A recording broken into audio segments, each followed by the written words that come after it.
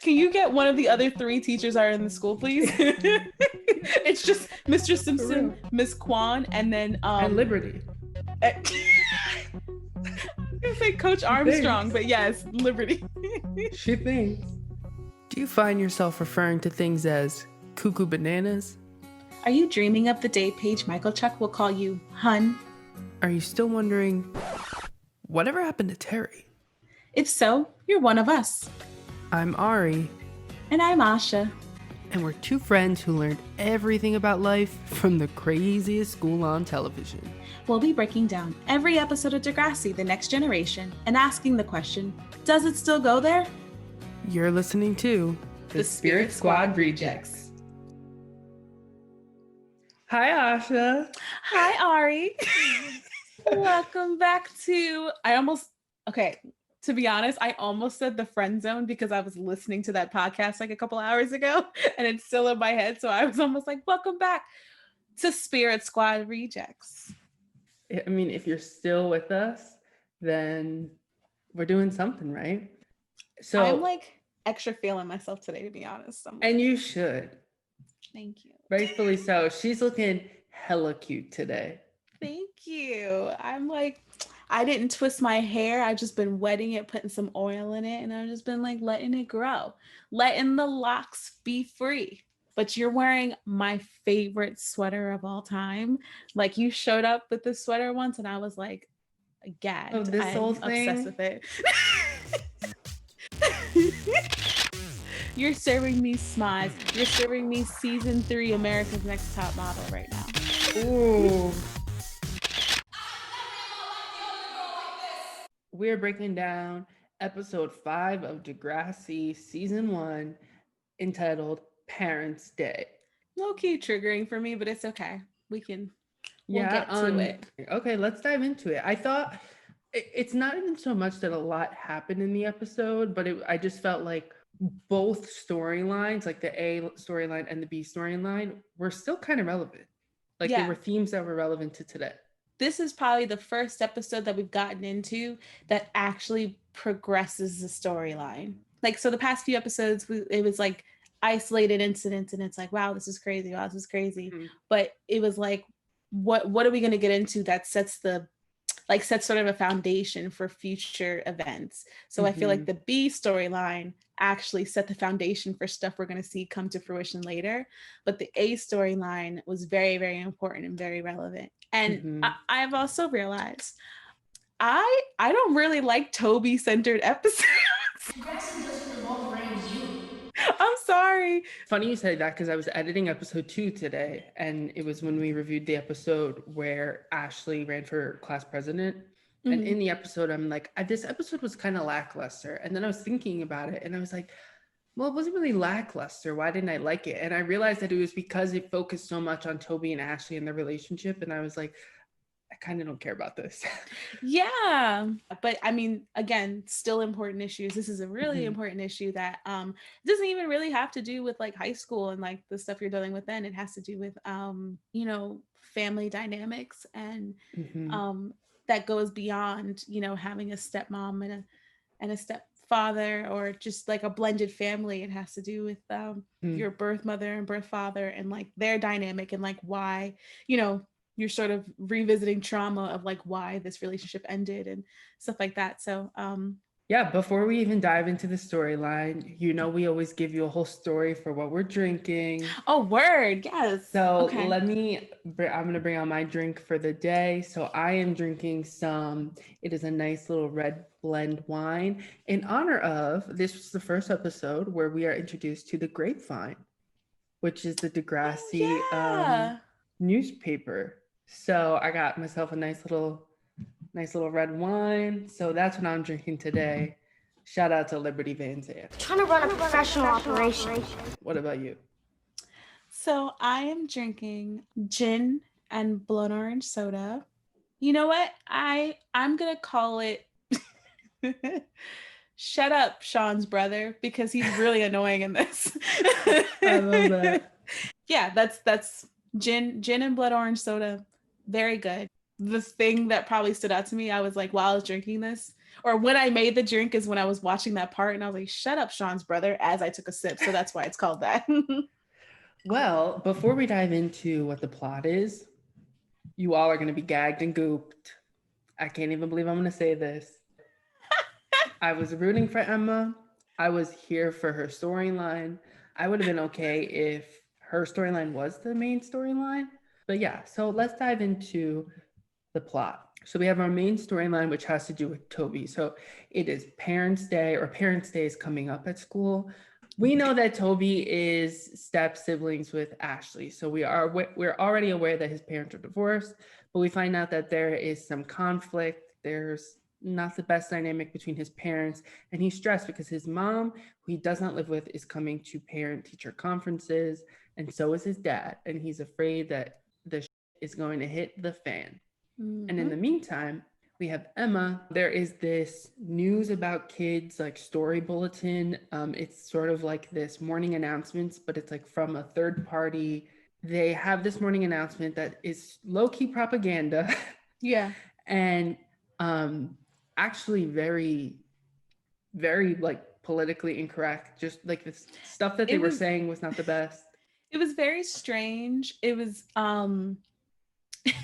it was funny because I remember watching it when I was younger and I was like, I remember just feeling uncomfortable about it. And then rewatching it now, I was like, oh, this is like wrong. This is like a wrong thing to say. And, you know, in 2001, obviously, like there's certain terms that people were just like okay with, but definitely like it was a strange thing that they were sort of like talking about, and especially to like young impressionable teens or preteens. It just didn't make sense to me. It was strange. It also wasn't news. Like it's supposed to be this news about kids thing, and she basically is like, our host is terrible at transitions and has neglected to let you know he is referring to Emma. Now back to our program. Hun. She basically is like not about what they're saying. And then on top of it, she goes and she finds out that basically like the reason this is airing is because like that company has provided the school with a computer lab in exchange for like them airing this program in the morning news. So it was very like activism. Yeah, it was like, it really was propaganda, and Emma was she was so against it, and I appreciated what she was fighting for in this episode and the way that she went about fighting for it. Yes. So yes, so let's dive into the Toby storyline first. Counting down literally the hours until his mother comes into town for Parents' Day. He's nervous that things are going to escalate quickly when they're in the same room. So he comes up with the idea to write a fake letter for Mr. Simpson saying his parents don't need to come to school, but the child can't spell, so he sees through the BS. 2 E's and premium. It was fluff. Yeah. Like half of the piece didn't even make any sense. Yeah. And yeah, it was like me when I'm trying to hit like a word count on something. Like he just threw in a bunch of words. I lifted Toby's grade classification to a premium standard. And it didn't actually make any sense. And even JT was like, what did you actually write? Like JT was like, in a friendly way, trying to hit him with like, can you read that back to me? Yeah. But I just want to reiterate what you wrote. I just want to make sure. Yeah. Toby was on some Emma this episode. He was, I mean, but you know, trauma makes you do kind of crazy things. So he definitely was just grasping at anything that would make it so that his parents didn't have to interact. And I want to point out, not that he didn't want to interact with his parents. He didn't want his parents to interact, which is just, you know, sad in it of itself, and you know. He made a good point in the episode, and I like that the writers put this in there. There was one point, I don't remember specifically who he was talking to, probably JT, but he said something like, I want my dad to go to parent-teacher conferences. I want my mom to go. I just don't want them to go together. Yeah. And that was really sad. Yeah. That sucks. So even though, I was like joking and I said that he is very Emma this episode, I really don't want to rip on him at all this episode because it's just not something that I'm familiar with. I don't know that dynamic. I don't have divorced parents. So I don't know the trauma. And I know that there is some trauma associated with that, depending on the dynamic there. And I don't really want to speak on it because I don't know much about that dynamic. But I am, if you're okay with sharing, I am interested in like hearing your perspective on what that's like. My parents are divorced. They met in the middle with a lot of things. There was never any really, not to get into like specifics, but there was never really like any serious issues in terms of like who got to see us more often. It was just uncomfortable because you knew that mommy and daddy aren't together because they're not getting along. And just that thought and that anxiety of like, are they going to fight if they interact, if they're in the same room? Is it going to be uncomfortable? And like the tangible discomfort of both of them being in the room, like, you know, that in and of itself is traumatizing. It's like, oh, I shouldn't be around both my parents and feel uncomfortable, because trauma comes in so many different levels. So not trauma in terms of like, oh, I saw a dead body and now I'm traumatized because that's all I see, or unfortunately people have been raped and hurt and beat, not like that, but just trauma in that your relationship with your parents is supposed to be the basis for how you conduct all your relationships. That's how I feel. Like your parents are supposed to be the example of how you conduct the rest of your relationships in your life. Even if they're not together, that should still be the point. So if like your parents, if like the people that made you or the people that are supposed to raise you are not getting along and they cannot get along, and you feel like you have to be the middleman to make sure they get along, that definitely affects the rest of your relationships. And that's a large responsibility to take on. That is, and it's a large responsibility, and it's also unfair. It's unfair to the child. It's unfair to the child to have them feel that way, even if it's involuntary, I guess, or Yeah, because it could be something that your parents aren't even actively pushing on you, like forcing you to be the mediator in some way, but you just inherently feel like you have to be. Yeah.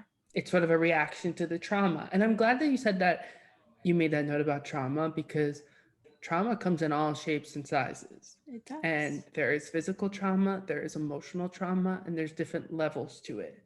I mean, honestly, with us, it's traumatizing being Black in a mostly white school. It's traumatizing coming to terms with your sexuality in a school where people are so judgmental and homophobic and just awful. You know what I mean? Yeah. So like, it's like those are, I mean, not to put yourself out there, but those are like our personal traumas, I feel like, that we still deal with. And it sounds like, small and insignificant, but like we kind of, I don't know if we really get to see too much of how this affects Toby, but they don't like get too much into his character afterwards. He just kind of becomes like Toby's like always around. Yeah, he's the sidekick, and he's always a friend, and he's always around. Oh shoot, sorry. He's always the ghost of Toby. But he's always a friend, and he's always around. But like, we don't really see how far, because that's the whole thing of Degrassi as well, is that it's a high school. Once they graduate, we're supposed to say, okay, they're off doing their own thing and they're living their own lives. This generation, why it's so important, I feel like, and why it's so close to us, is because we get to see them even after they graduate. Like they move, like they are several years out of high school, and we still see like the progression of their lives and stuff, and how Degrassi, the school, really shaped them for how they kind of like conduct themselves afterwards. Yeah. So we see some of them, and I think it's interesting as to like the specific characters that they picked. Yeah. Oh, that's neither here nor there. We'll see what happens. So like you said, he writes his fake letter to Mr. Simpson. His dad is like, okay, you spelled half of this wrong. 2 E's in premium. So he's like, what's the situation? And we see Toby kind of react in a sort of like aggressive way. Not aggressive, but he is like, we see it really come out, and he's like, this is stressful to me. And he's like, the reason I did all this is because like you and mom are going to be there. And his dad immediately starts kind of like freaking out, and he's like, oh, your mom's going to be there. She didn't tell me that she's coming. And you feel bad for Toby, because it's like, again, this is the point that he's trying to make. Yeah. And he even says, he's like, see, This is exactly what I didn't want. This is exactly the problem. You guys can't even mention each other without fighting. So Yeah, so I felt bad for him. I did. We should mention concurrently that we have Emma and we have her whole storyline going on. So like I said, she's watching the morning news. So this is all, let's say, the day before Parents' Day.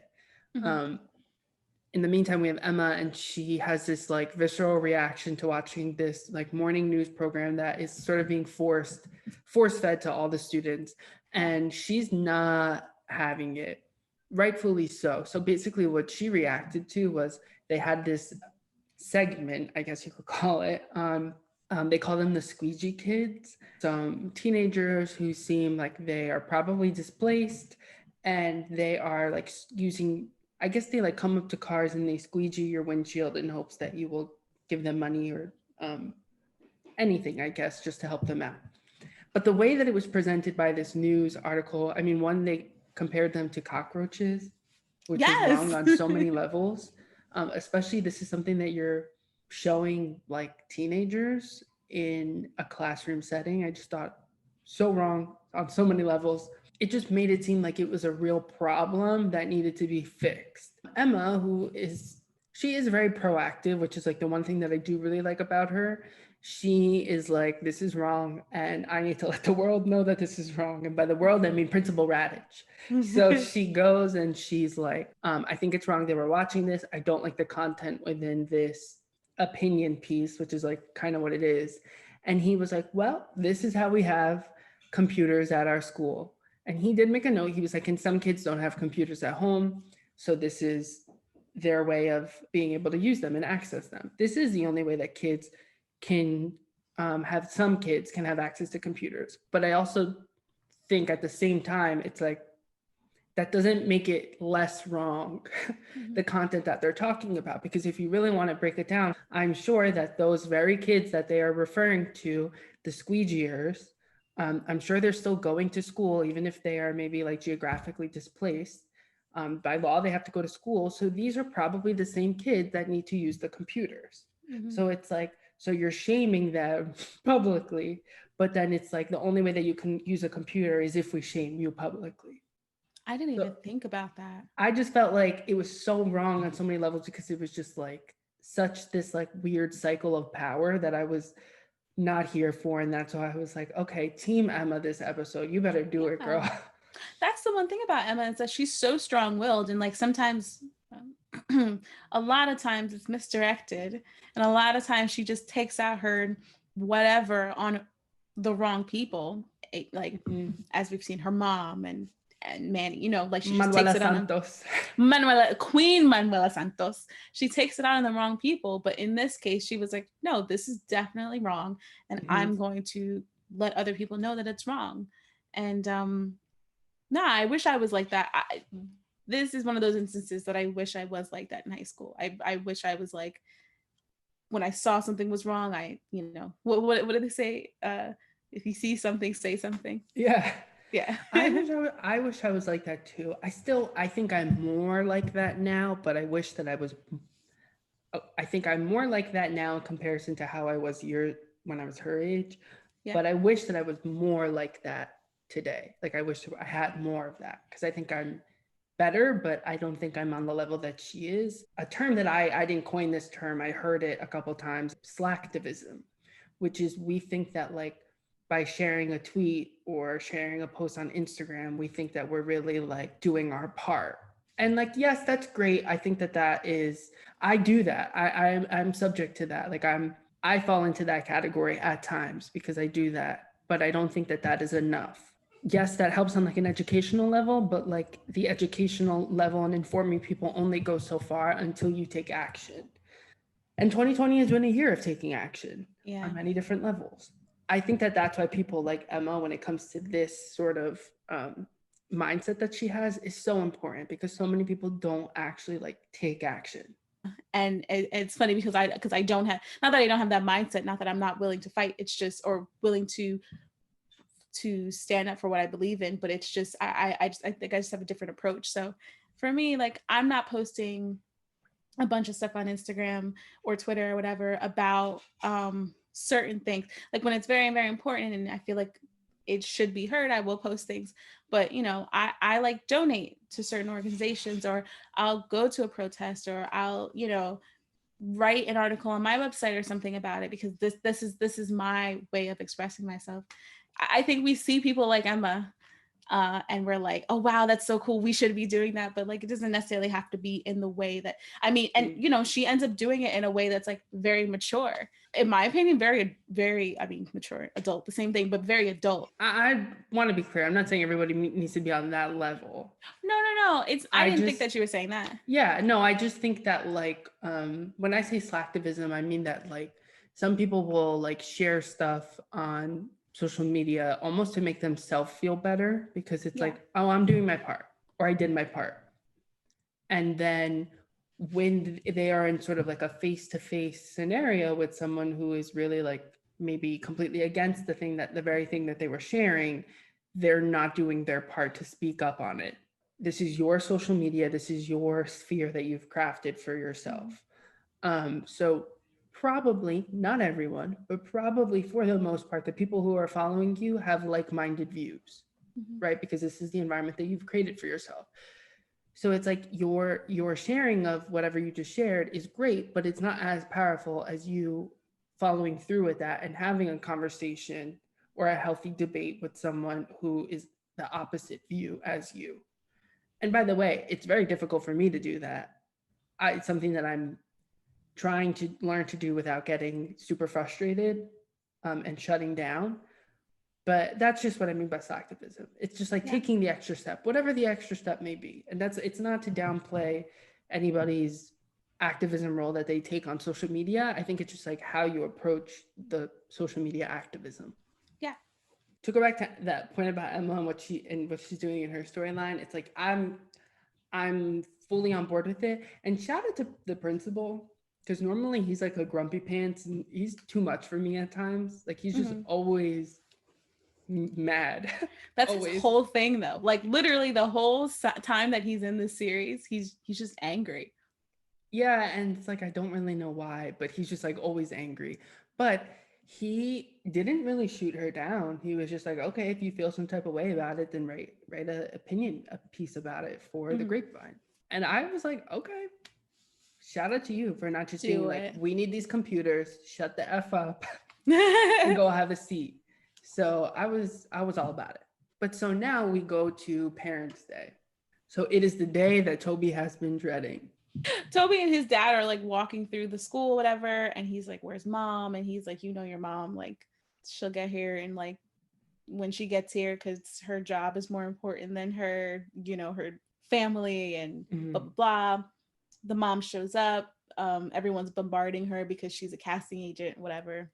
Then she meets up with Toby. Toby's mom and dad have like a weird interaction, and you can tell that it was already like friction. They went to Mr. Simpson's class.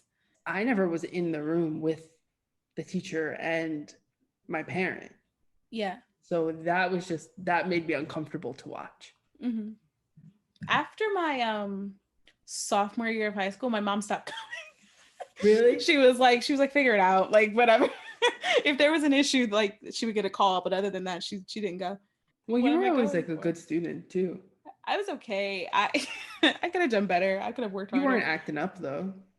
No, I just would like, I would do stupid stuff like not hand in an assignment because I thought it was beneath me. Like I was like snotty. I was like, it's beneath her. Because in cooking class or in home ec, we have to like write an essay on Beowulf. Excuse me. Stop it. My senior year, I completely failed Spanish because it was online. And I remember getting accepted into Kane. They were like, just get your Spanish grade up, but you're already accepted. I was like, oh, I'm already accepted? And you were like, bye. I passed Spanish class. No, I didn't pass it. I finished Spanish class with a grand total of a 25%. Out of 100? Yes. Oh my God. I got really rebellious my senior year of college. It's like an ongoing joke about their like, you were in this class, but you were not in this class because we saw you one time. Oh, wow. I really just never went to this class. However, in my defense, I showed up on the first day. Her name, and this was the professor. She was like a new age professor, and she was like, "Hi guys, I want you to call me Hun. See, already, I'm checked out." like, And I get it. She was coming from the approach of like, I'm not like a regular professor. I'm a cool professor. like, I'm just like you. She was like, I'm not gonna learn your names and I'm not gonna take attendance because that's just not the type of class that I'm gonna run. And then my friend Amelia looked over and it was just a cloud of smoke because I was like, like, there was no. I wasn't staying for nothing. Yeah. And I wish I could tell you the rest of her intro, but I left. So that is so funny. That was when I got like really, really rebellious. Did you pass? And, oh yeah, I passed. At the end of the semester, she was like, guys, so I realized that teaching just isn't for me. No. Yeah.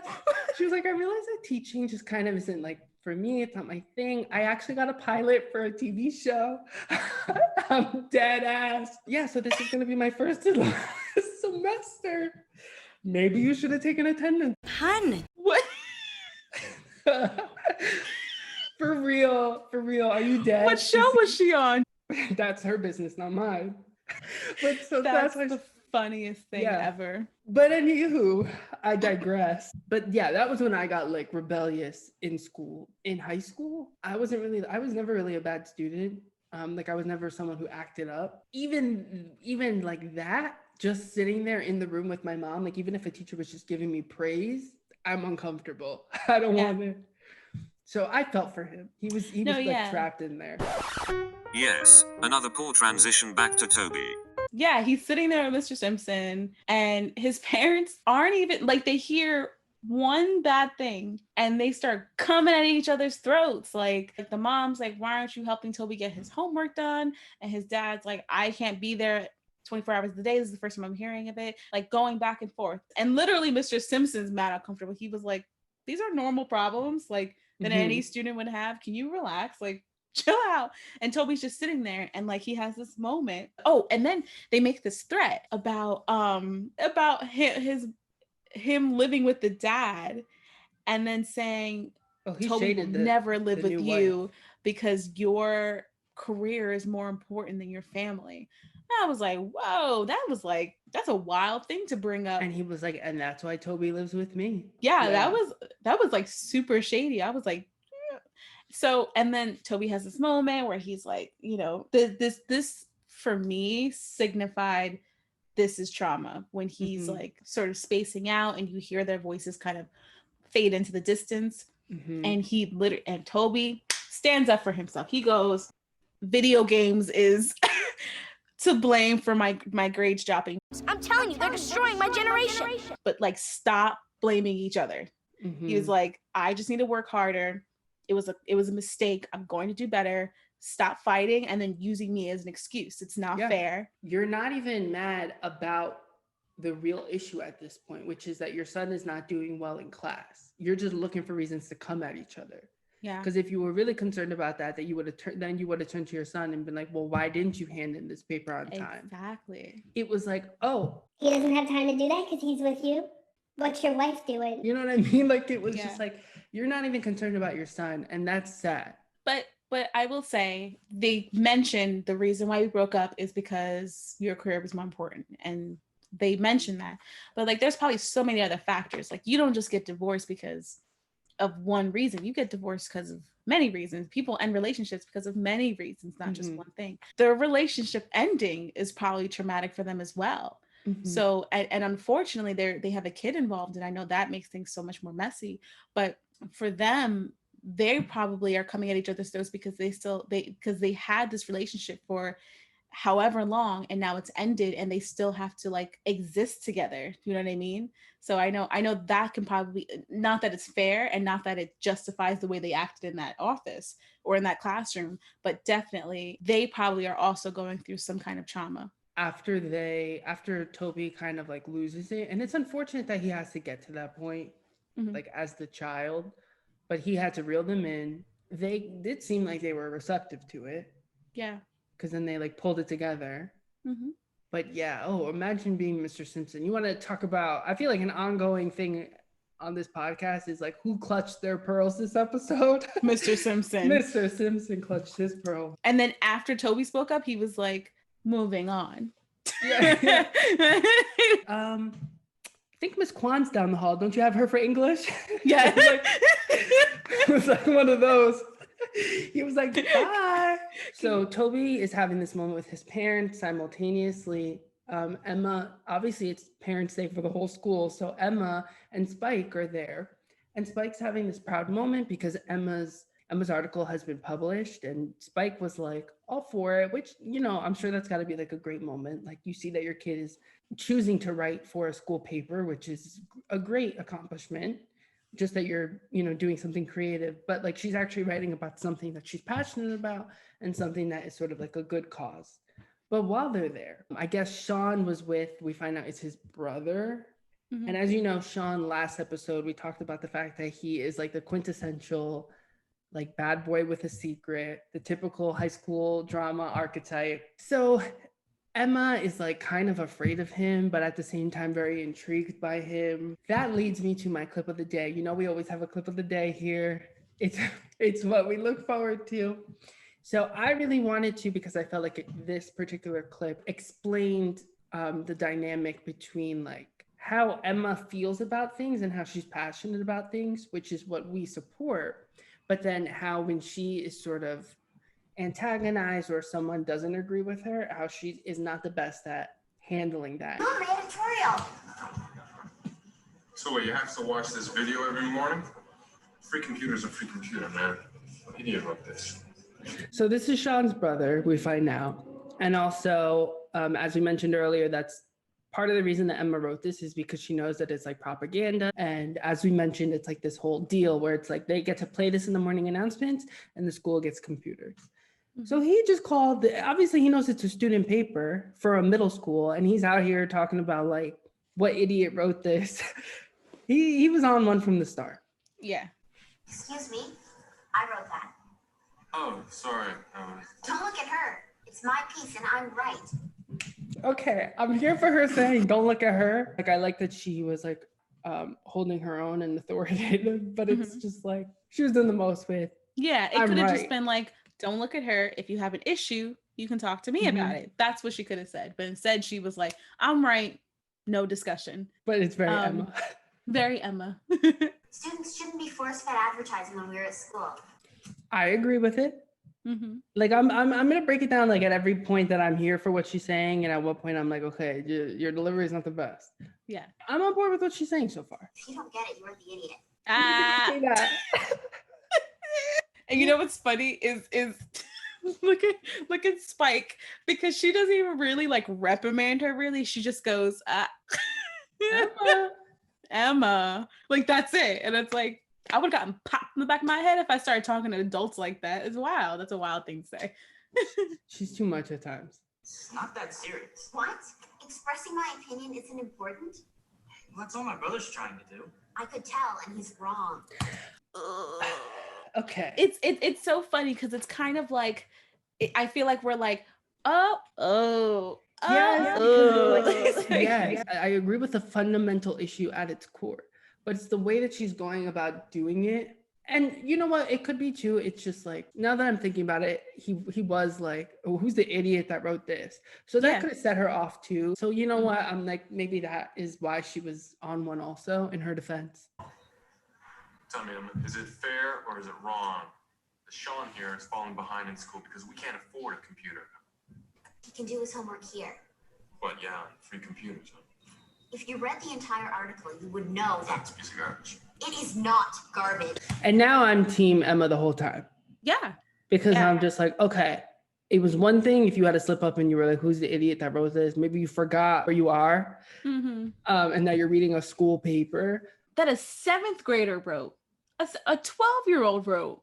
Like, why are you trying to fight with a 12-year-old? That's what I don't get. Maybe you're mad because she's threatening your intelligence and she's smarter than you are. I'm just saying, who am I? I'm so hard on Emma. Episode 1. Who am I that I'm like rooting for her right now? But it's true. And also that would piss me off also, the whole thing. Like if you didn't read the full article to its extent, because it's like, well, if you did, yes, you're getting these free computers, but like what are you getting that in exchange? Like they're shitting on people like Sean. So it's just like, if you read the article, you would fucking know that. Sean knows it. You saw that look. Trash. You're trash. And this is when I finish my drink that says, "Shut up, Sean's brother." That was my clip of the day, because I just felt like it showed that even when Emma has the best intentions, sometimes she is flawed. The reason I also liked it is because I felt like it was a glimpse into Sean's life. Because obviously, if his brother is there, this is his caretaker, his guardian. Mm-hmm. And that relationship must be interesting if this is how he's talking to this 7th grade girl that he does not know. Yeah. You know, we can only imagine how he talks to his brother. It dove into and it gave some perspective to both Emma and Sean, and sort of their perspectives, their mindsets, and where they come from. I just thought it was interesting. Yeah. The Toby storyline. Another poor transition back to Toby. Sad, Toby. Kind of, it had a quick resolution. It was like, yeah, it seems like the parents came to an understanding, sort of. Like it was like the cool thing is that with Degrassi episodes, it doesn't usually turn out well, like everything's fine now. It's kind of like this is the foundation we're setting for things to be better later.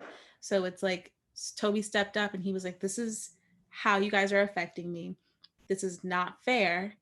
I'm going to do better. Now it's your turn to do better. And then they have this moment on the hallway. They're like, I think everything's going to be okay. We're going to come to an understanding. Even when they part ways, it was like calm. It was fine. So I think that was like really dope. But so that was a resolution to the Toby storyline. And then the resolution to the Emma storyline was, this cracked me up. She sees Sean the next day in the computer lab. Did you peep that? Oh, so she sits next to him. You can send messages from computer to computer. So she sits next to him. They don't speak to each other, but she sends him a message on the computer like, hey, sorry about yesterday. Sometimes I just get really passionate or whatever. He starts to talk to her after the message or whatever. They have like this moment and he was like, it wasn't garbage, by the way. And I am here for the Sean and Emma storyline so much. It's not even funny. I love some Sean and Emma, some Shema. I hate that. I'm obsessed with Sean, but I love the Sean and Emma storyline. I just wish, I mean, I'm not gonna get into it, but I just love the whole storyline because it literally lasts like the whole series, like just them, whatever it is, like whenever they interact, I'm here for it. I love it. So. Yeah, I agree. I am a fan of Sean, which I didn't realize that it was, but I guess now that I think about it, I'm kind of a fan of Sean. I love Sean. But I just thought it was so funny that they were the only 2 people in the computer lab, and she walked in and picked the computer right next to him when there's a whole array of computers, and made him move his book bag to do so. Yes, made him move his book bag, and then she sends him an AOL instant message 2 feet from each other. I just thought the whole thing was so 2001. It was funny to me. But I was here. But overall, this episode, the themes of this episode, we had some activism, we had some just the dynamic and relationship between like a child and their divorced parents, and the dynamic between the parents. I thought it was really still really relevant today. I feel like that'll be relevant forever. You know, I mean, that's definitely something that my parents have seen around them, that my parents' parents have dealt with, that I have dealt with, that, you know, generations after us will always deal with. That's something that's consistent all the time, unfortunately. Your relationship with your parents, and especially your relationship in a blended family, and a relationship with each of your parents divorced. So I felt like it was really real. Sometimes we see the storylines on the show and we're like, okay, this is far-fetched. Maybe not so accurate. Yeah, but I felt like that was really, it was real as it could be. And then the Emma storyline equally, like it's rare, I think, sometimes that the A storyline and the B storyline, like sometimes the B storyline is kind of fluff, or it's kind of just like something just to fill time, or some shenanigan that one of the characters gets into. But I thought that this was an episode where like both storylines were really important. It dealt with real issues, and I was a fan. This was a good episode for me. I enjoyed it. I liked it. Again, like I said at the beginning, I'm not a fan of Toby-centered episodes, but I did like this episode, especially the Sean and Emma story coming to fruition. I like that Toby was able to stand up to his parents. I do think this episode stands the test of time. What moment for you, Degrassi went there? Degrassi goes there. It's time to Degrassi go there. Yeah. What Degrassi goes there for me? You know what? I didn't even actually think about that. Normally I go in with something planned in my mind. Oh, definitely the altercation between why am I blanking? Sean's brother and Emma. Okay. That was what Degrassi go there for me. I was up in the air whether I was going to choose that or the altercation between the parents, but I feel like it was the brother and Emma situation, because this is like I don't know how old he was. To me, he looked like he was in his 20s, and the fact that he was so rude to this young girl in front of her mom, and also that's a wild thing to do. Yeah. Both but even more wild, situation. You want to know why I clutched my pearls? Because her mom didn't say anything. Because my mom would have bucked her chest up and she would have been like, he wouldn't have even been able to crush the piece of paper, because she would have snatched it. She would have snatched his wig. She would have come for him hard. That's why I love your mom. Yeah. So that's why I'm just like, I don't know. I'm like, maybe that's like a normal reaction. Maybe that is Spike's reaction is a normal reaction. My mom takes everything to like too far. So that would not have been my situation to be in. But that's what went there for me. What about you? The interaction with Toby's parents, specifically the part where he's like sort of going into his head and the voices are kind of fading out in the distance and he's just trying to think and like clear his thoughts and he's getting stressed out. That went there for me, because that was like a moment where I was like, wow, I feel that. So I felt really bad for Toby, but I was really happy that he was able to pull him, because it's kind of like it like for me, I imagined like when I start to spiral before I started taking antidepressants. When I start to spiral and I start to get depressed or like start to feel like the world is kind of coming down on me, that's sort of what it mirrored for me. And then to sort of bring yourself out of that and stand up for yourself, I think that was really awesome. So that's the part that Degrassi goes there for me. And it showed that even when you are in the midst of something traumatic or something that's really triggering, because you could tell that was a really triggering moment for him, that's maybe bringing up something that is rooted in trauma. It shows that you can pull yourself out of it. Yeah. Or at least find a way to fight through. So it was a really, I guess, like a hopeful message. That was episode 5 of Degrassi. What an episode. An episode that I enjoyed. I hope you enjoyed it. I did enjoy it. You all know where to find us. Please subscribe. If you liked the episode, please hit the like button down below. If you're watching us on YouTube, if you are just listening to the audio of this podcast, whether it be on Spotify, on SoundCloud, on the podcast app, and every other place that you can listen to your podcast, I hope that you like this. I hope that you share it with your friends. I hope we bring some enjoyment to your life, and I hope that we make you think a little, because we touch on some things that what? Degrassi go there. Go there. Degrassi go there. See you guys. Bye. You've been rejected. And then I'm gonna cut this out for her. And they fled the country. Are you shook? Yes. The tea is I too hot know. to handle.